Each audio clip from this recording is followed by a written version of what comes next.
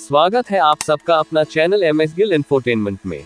आज हम आपको श्री गुरु नानक देव जी और दुनी चंद की साखी सुनाएंगे। एक दिन ऐसे ही मधुर गायन के दौरान लाहौर का एक धनी व्यक्ति गुरु के पास आया। उसने गुरु जी से अपने साथ अपने घर चलने को कहा।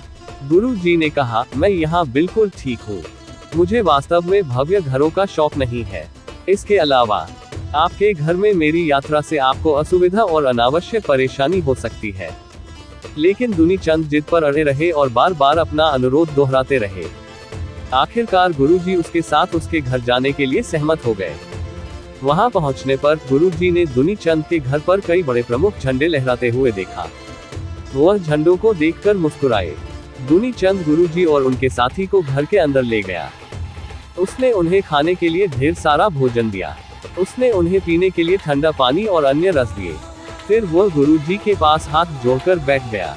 कुछ देर बाद गुरुजी ने कहा, तुम्हारे घर की छत पर बहुत सारे झंडे लहरा रहे हैं, ये किस लिए है? इनका क्या मतलब है? झंडों का महत्व। दुनी चंद ने गर्व के साथ उत्तर दिया, वे ये दिखाने के लिए हैं कि मेरे पास कितनी संपत्ति है।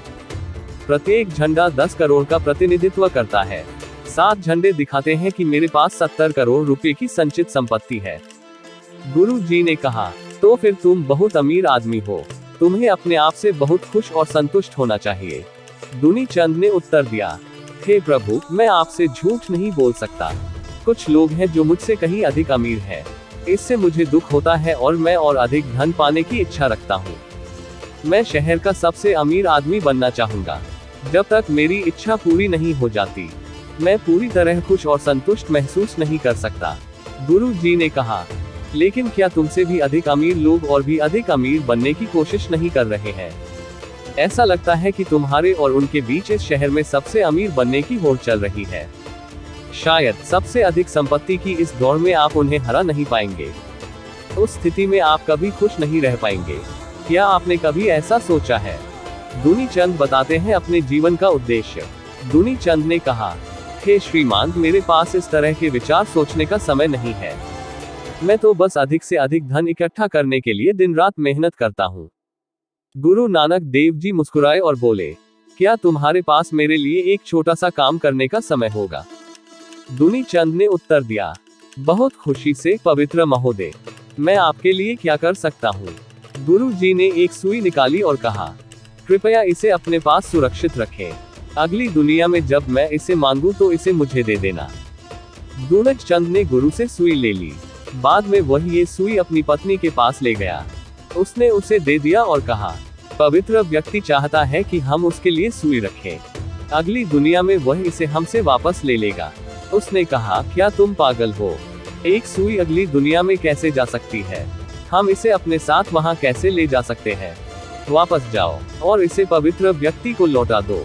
दुनी चंद वापस गुरु के पास गए और कहा, परमपिता, कृपया अपनी सुई वापस ले ले। हम इसे अगली दुनिया में नहीं ले जा सकते। हम इसे वहां नहीं ले जा सकते। ये संभव नहीं है। गुरु जी मुस्कुराए और बोले, दुनी चंद, ये सुई छोटी और हल्की है। आप कहते हैं कि यह आपके साथ अगली दुनिया में नहीं जा सकती। 70 करोड़ रुपए आपके साथ वहां कैसे जा सकते हैं?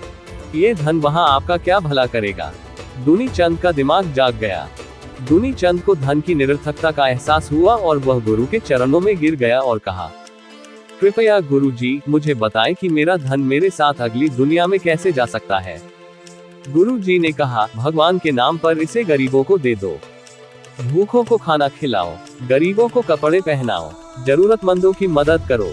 आप ईमानदारी से कमाया हुआ धन धार्मिक चीजों पर खर्च करेंगे तो यह आपके साथ अगली दुनिया में जाएगा, नहीं तो इसे यहाँ दूसरे लोग लूट लेंगे। दुनी चंद को गुरु के संदेश में सच्चाई का एहसास हुआ और उन्होंने इस सलाह को स्वीकार कर लिया। उन्होंने लाहौर में कई संस्थाएं स्थापित की और अपनी सारी संपत्ति शहर के जरूरतमंदों और गरीबों की सेवा में खर्च कर दी। गुरु जी ने उन्हें जीवन के सुनहरे नियम समझाए। दुनी चंद गुरु जी के सिख बने। उन्होंने गुरु जी की सलाह के अनुसार रहना और कार्य करना शुरू कर दिया और भगवान के सच्चे संदेश का पालन किया।